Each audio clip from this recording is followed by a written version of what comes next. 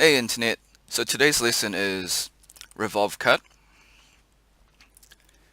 As you can see, I've already pre-made an extrude that's 100 cube. I've also made a mid-plane and I've done a sketch, just a hexagon and a center line. So to revolve cut, just left click, highlight the sketch, click revolve cut from the features tab, click the center line, it's already highlighted for us, click the green tick.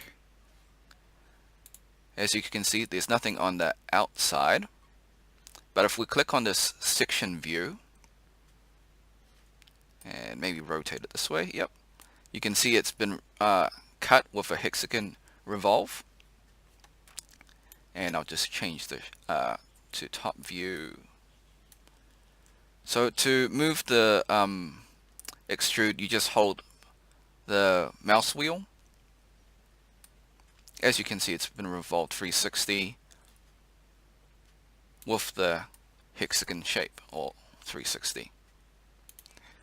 To note that the section view doesn't actually cut the extrude, it just simply hides half of it. Alright, thanks for watching. Like, subscribe, share with your friends, comment if you got any questions. Until next time, see ya.